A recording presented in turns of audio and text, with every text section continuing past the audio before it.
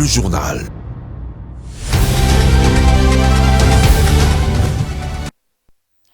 Tradition respectée sur la chaîne Une pensée, un écrit, m'ont dit qu'aux télévisions. Madame, Monsieur, bonsoir et bienvenue à cette grande édition du journal. Donc voici le sommaire.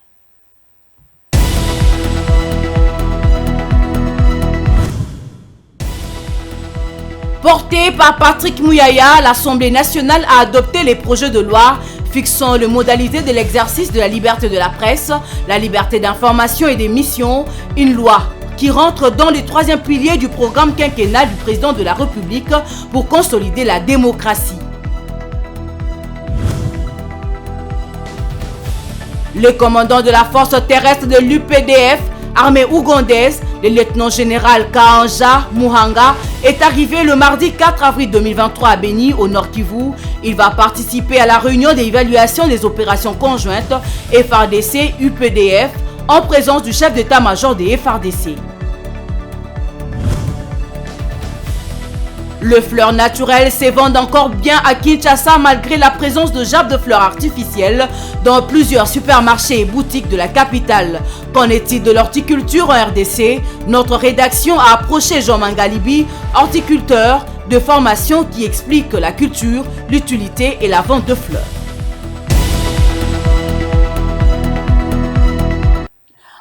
Une fois de plus, bonsoir. À la une de l'actualité, l'Assemblée nationale a examiné depuis le mardi 4 avril au cours d'une plénière l'ordonnance loi portant sur la liberté de la presse. Pour Patrick Mouyaya, ministre de Communication et de Médias, c'est une matérialisation de la recommandation des États généraux de la presse tenue depuis janvier 2022. Suivez. Les projets de loi de ratification de l'ordonnance loi modifiant la loi numéro 96/002 du 22 juin 1996 fixant les modalités d'exercice de la liberté de la presse, liberté d'information et d'émission par la radio et la télévision, la presse écrite et tout autre moyen de communication a été adopté par les députés nationaux lors de la plénière du mardi 4 avril 2023. Ces textes portés par le ministre de la Communication et Médias, Patrick Mouyaya, fait partie de 8 projets de loi portant ratification des ordonnances loi prises en exécution de la loi portant habilitation du gouvernement. Devant la représentation nationale, le ministre Mouyaya a démontré sa nécessité pour entrer dans une nouvelle ère dans le secteur de médias en République démocratique du Congo. Cette loi permet de résoudre un nombre important de problèmes qui dérangent ces secteurs au quotidien, entre autres les dérapages et les non-conformités de certains médias, surtout les médias d'information en ligne qui, avec l'évolution technologique, avancent avec une rapidité remarquable. Ce jour, je le disais tout à l'heure, est un jour historique parce que 27 ans plus tard, nous avons refixé les règles en les adaptant au contexte actuel, au rythme de l'évolution des technologies de l'information et de la communication. Ces textes trouvent son fondement dans l'article 24 de la Constitution, qui stipule « Toute personne a droit à l'information, la liberté de presse, la liberté d'information et d'émission par la radio et la télévision, la presse écrite ou tout autre moyen de communication sont garantis sous réserve du respect de l'ordre public, de bonnes mœurs et des droits humains. » C'est donc pour nous conformer à ces prescrits constitutionnels que l'intitulé de ces textes a changé. Ces textes s'articulent autour de 5 titres et comprend 141 articles. Pour ce faire, la présente ordonnance-loi comporte les innovations majeures suivantes. La garantie de l'exercice d'une presse réellement libre, partenaire au développement. La jouissance effective du droit constitutionnel à l'information pour tout Congolais, comme l'ont soutenu les professionnels des médias, des acteurs sociopolitiques et ceux de la société civile. Après l'étape de l'Assemblée nationale, les différents textes seront envoyés au Sénat pour la seconde lecture. Et puis, le vice-premier ministre, ministre de la Défense nationale et des anciens combattants, Jean-Pierre Bemba Gombo, a visité le mardi dernier les sites où s'effectuent les travaux de construction du nouveau bâtiment du ministère de la Défense nationale au camp militaire Kokolo. Bijou Lumuna pour le détail. Jean-Pierre Bemba Gombo, vice-premier ministre, ministre de la Défense et des anciens combattants, a effectué une visite d'itinérance sur les chantiers où s'effectue la construction du nouveau bâtiment du ministère de la Défense nationale au camp Kokolo. Il est venu d'abord faire une visite d'itinérance sur le chantier pour se rendre compte de l'état d'avancement des travaux. Les chantiers ont commencé en août 2020. Au début, c'était prévu 24 mois de travaux. Mais il y a eu un problème parce que c'était prévu que ça soit érigé au niveau du camp Tchatchi. Quand on a délocalisé le chantier, ça a prolongé le planning de travaux. Donc cette fois-ci, je crois que d'ici mois d'août, tout sera bouclé. Pour justifier les retards connus dans la livraison de l'ouvrage tel que convenu initialement, l'ingénieur Ahmed, directeur technique de Arab Contractor, évoque les changements des fondations et la différence de capacité des résistances au tassement des sols de deux sites, à savoir le camp Tchatchi et camp Kokolo. Il y avait quelques difficultés dans les terrains, les natures des terrains c'est un peu différent par rapport à là-bas. C'est ça, ça a pris un peu de temps pour améliorer la portance de la sol. Et après, on a c'était prévu la fondation isolée là-bas, parce que là-bas, l'importance du sol là-bas, c'est plus fort qu'ici. Donc on a amélioré le sol, après on a changé la fondation pour être radier général. C'est ça les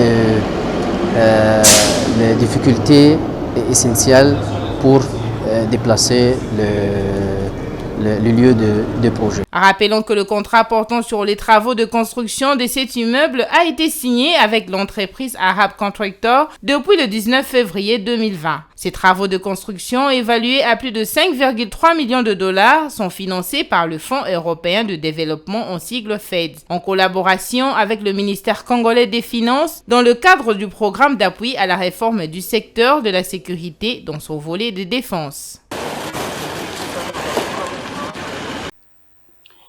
Dans le reste de l'actualité, les commandants de la force terrestre de l'armée ougandaise, le lieutenant-général Kanja Muhanga, est arrivé le mardi 4 avril 2023 à Beni, au Nord Kivu. Il est allé participer à la réunion d'évaluation des opérations conjointes FARDC-UPDF dans cette région qui s'est tenue ce mercredi 5 avril 2023 en présence du chef d'état-major du FARDC. Les opérations conjointes contre les ADF ont été lancées depuis le 30 novembre 2021. Viningali Junior.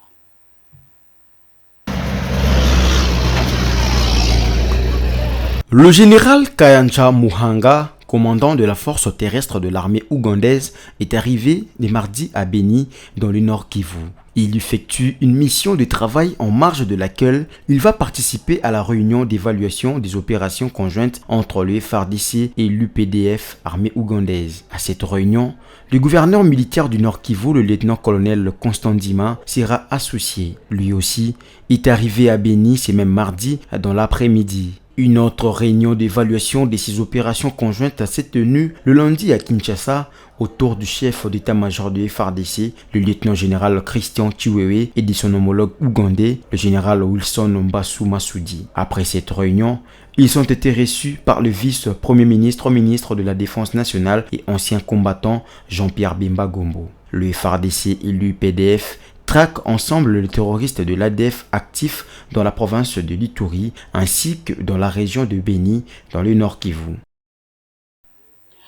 Une réflexion dans ce journal. Depuis plusieurs années, les officiels congolais subissent de violences de la part de certains ressortissants de l'RDC qui s'identifient comme des combattants dans la diaspora congolaise. Les autorités de l'RDC, personnalités politiques, musiciens, artistes, comédiens sont souvent victimes des agressions physiques de la part de ces combattants. Très répandus en Europe, voire même au Canada, ainsi qu'aux États-Unis et ailleurs, ces phénomènes qui a commencé à l'époque du régime de Joseph Kabila continuent de faire des victimes jusqu'à ce jour. Regardez.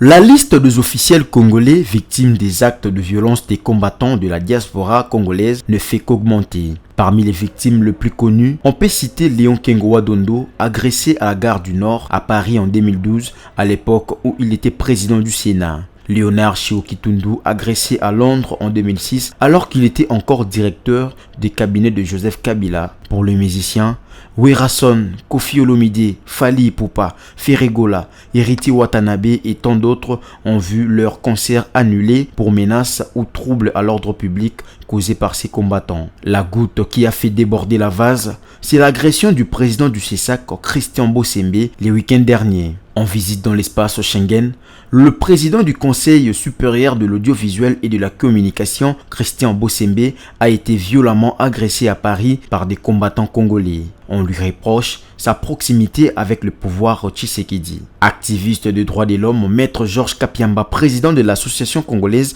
pour l'accès à la justice, ACAJ en sigle, a condamné cet acte ignoble à l'encontre du chef des corps congolais. Par ailleurs, Maître Georges Kapiamba invite le gouvernement congolais et français à mettre en place des mécanismes efficaces pour l'éradication de ces réseaux violents. Il faudrait que cette exigence se traduise aussi dans la collaboration, dans l'échange d'informations entre les différents services. Parce qu'il faudrait que les services de deux pays travaillent en symbiose pour arriver à dénicher, à identifier toutes ces personnes qui se sont distinguées depuis plusieurs années dans des actes de violence, dans ce genre d'attaques, d'agressions contre les autres Congolais, musiciens ou représentants d'une institution de l'État, que ces gens soient identifiés, neutralisés et que la loi, la violence, les châtiments de la loi puissent leur être appliqués. Le porte-parole du gouvernement congolais Patrick Mouyaya rassure que le gouvernement attend des sanctions exemplaires contre les combattants et sollicite des pays qui hébergent ces combattants comme la France de prendre des mesures qui s'imposent pour mettre fin à ces phénomènes. Au travail na ba autorité française parce que aussi pe totuni bango ba yebi pe kawana toko sala suivi pour ba oyo balakisi ke bakoki ko braver à la fois l'État congolais na l'État français ba juger bango pour l'exemple parce que to be banana biso ke yoza gauche ngana za droite mais to simba na nzoto te. Nous pensons que cette fois-ci o salami lelo eza exemple o il faut to landela bien na ba autorité française na volonté na bango de régler les problèmes de sécurité sur les territoires causés par des Congolais. Pour rappel, ces mouvements avaient commencé en 2004 dans l'espace Schengen et beaucoup plus à Londres avant de se répandre dans tous les autres continents. Certains s'identifiaient comme Bana Congo et les autres combattants pour revendiquer la chute de Joseph Kabila qu'ils estimaient illégitime et la source de nombreux problèmes de la RDC. Débuté en Europe, ces mouvements s'est élargi rapidement aux autres continents. Actuellement et après l'alternance intervenue au sommet de l'État, les officiels congolais, tout comme les artistes, musiciens et comédiens, souhaitent que ces phénomènes dits combattants dans la diaspora congolaise prennent fin dans tout le pays du monde car vidés de son objectif initial. Ces journaux se poursuivent. Madame, Monsieur, la vice-ministre de Transport, Voies de Communication et Désenclavement, en sa qualité de présidente du parti politique Alliance pour le Social, APPS en sigle, a sensibilisé plus d'une centaine de femmes de la Lukunga à prendre part à la sortie officielle de la Coalition nationale pour la parité et la bonne gouvernance. Une activité qui aura lieu le 15 avril prochain à l'espace Fikine. Suivez les détails dans ces commentaires de Laetitia Moulalou.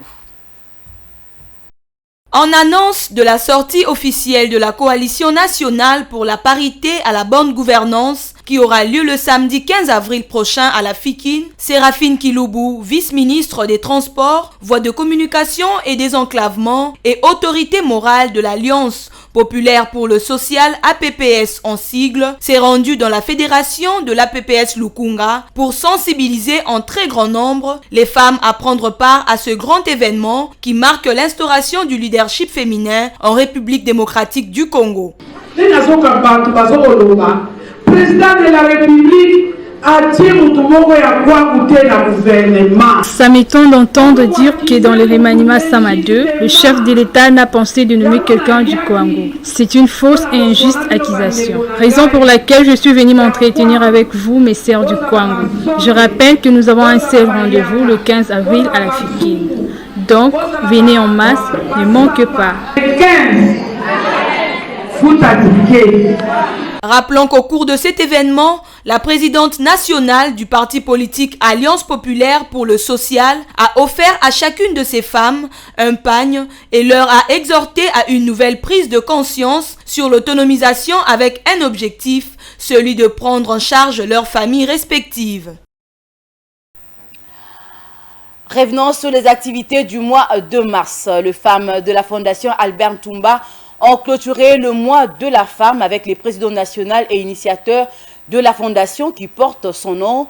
Plus de 200 femmes ont reçu de pagnes en signe de leur fidélité aux activités de la Fondation, nous rapporte Martin Kaimbe.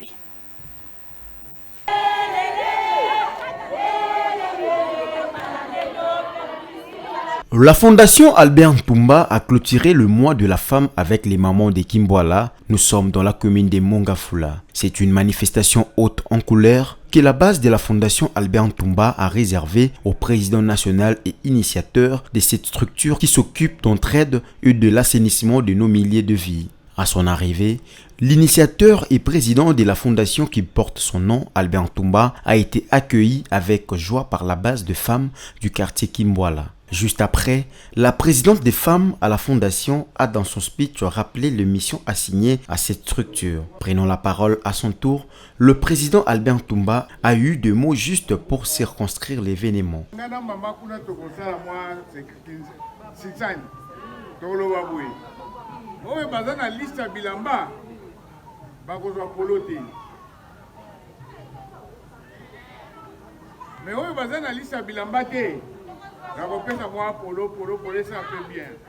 Avant tout banda, il faut que kabana batiko wana. Oui, c'est la moi phare. Alors, na ko sala boy. Na ko banana na poule ya ba mama mikolo bazalia. Donc tikali. Dans sa gibecière, Albert Ntumba a clôturé les mois de la femme en remettant des pièces de pagne à plus de 200 femmes membres de la fondation. C'est là, à la satisfaction totale des bénéficiaires, un geste qui restera marqué dans l'imaginaire collectif des femmes du quartier Kimbwala dans la commune de Mongafula. Dans le chapitre de réaction, depuis la nomination par le chef de l'État des nouveaux animateurs à la tête de la police nationale congolaise, ces nominations intervenues au sein de la police nationale congolaise suscitent un enthousiasme chez bon nombre de Congolais. Pour un certain nombre de Kinois trouvés au centre d'affaires de Kinshasa, les nouveaux dirigeants de la police doivent s'attaquer d'abord au problème d'insécurité qui a repris du terrain dans certains quartiers de la capitale. D'autres, par contre, estiment que les effectifs de la police doivent être augmentés et bien encadrés pour être plus proches de la population en vue de résultats palpables sur terrain. Suivez. Ce que nous attendons du numéro 1 de la police, c'est la véritable sécurité. Qu'il travaille avec une police qui va lui obéir. Qu'il mette en place une police instruite, consciente de son travail, qui est de sécuriser la ville de Kinshasa.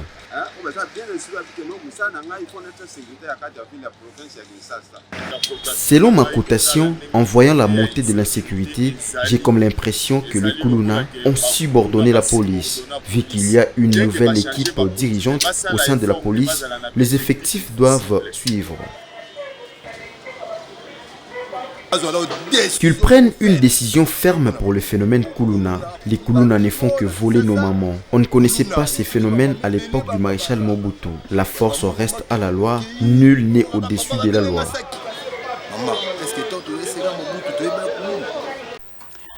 Et pour finir, à Kinshasa, le fleur naturel se cultive et se vend encore bien malgré la présence de gerbes de fleurs artificielles dans plusieurs supermarchés et boutiques de la place. Plusieurs personnes utilisent les fleurs naturelles pendant les cérémonies funéraires, les fêtes et cérémonies importantes. Pourtant, ces fleurs ne sont pas toujours disponibles ni encore accessibles à tous.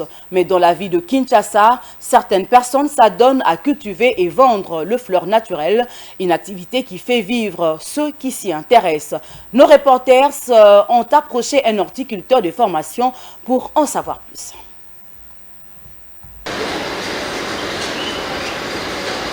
Jean Mangalibi est un horticulteur de formation. Il sillonne dans son jardin pour entretenir les fleurs naturelles qui ornent cet endroit, mais qui sont aussi destinées à la vente. Il explique les différentes étapes et modes de production des fleurs naturelles qu'on retrouve dans son jardin tout en décrivant les avantages des plantes d'une manière générale. Il multiplie les fleurs par plusieurs techniques apprises selon sa formation. Le plus important, c'est d'abord chercher à voir la plante. Quand on a la plante, comme on était formé par rapport à la multiplication, on met en place des stratégies de la multiplication. Voilà, en sachant qu'il y a la multiplication végétative et la multiplication générative. Alors, végétativement, ça se fait à partir de bouturage. Pour dire que quand tu as une plante qui peut être multipliée par bouturage, là, ça va aussi vite passer. À partir de bouturage, on peut faire le greffage. À propos de la conservation de fleurs, Jean Mangalibi conseille l'utilisation de l'eau des pluies pour arroser les jardins car c'est une eau pure. L'eau de robinet est une eau chlorée. La majorité de nos plantes sont des plantes vivaces qui demandent juste pendant la saison sèche, il faut essayer de les tailler pour qu'elles ne puissent pas avoir pas trop besoin en eau. Cela permettra au moins que les plantes arrivent à non seulement à se reposer au moins, et puis de deux, ça permet aux plantes, dès qu'il y aura les pluies, parce qu'en sachant qu'il y a vraiment une grande différence entre l'eau de pluie et l'eau de la régie des eaux. Ceux qui cultivent les fleurs naturelles se battent à les multiplier eux-mêmes par manque de moyens. Parfois, ils sont solidaires entre eux pour avoir la diversité de fleurs dans leur jardin, surtout pour les plantes rares. Aujourd'hui, la majorité des pépiniéristes, c'est le travail qu'ils font. Nous, on n'a pas les moyens pour faire venir une grande quantité de plantes. Pour dire que tu as une plante qui commence à multiplier, il se pourra qu'il y ait quelqu'un qui est en train de faire un travail, il a besoin d'avoir des plantes rares, il vient chez vous acheter. À ce moment-là, bon, quand il vient, vous êtes obligé de lui faire quand même un prix, étant donné lui, il achète pour pouvoir revendre. Jean-Claude Nzunda vend des fleurs dans la commune de Lagombe. Selon lui, ce sont les Quinois d'une certaine catégorie sociale qui préfèrent les fleurs naturelles car ils en connaissent la valeur. Parce que les fleurs sont naturelles. En plus, ils ont l'oxygène. Ce que tu as en tout cas, ça va aller très bien. Bon, la plupart des fleurs sont parce que les fleurs, ils ont À noter que l'horticulture a des beaux jours devant elle, car nombreux s'en procurent pour l'esthétique de leur cadre de vie. La République démocratique du Congo est considérée comme un pays solution par sa richesse forestière qu'elle doit protéger en termes de reboisement, surtout par l'amour de la plante. Vous l'aviez certainement compris, c'est la fin de cette édition, mais avant de nous quitter, place au rappel des titres.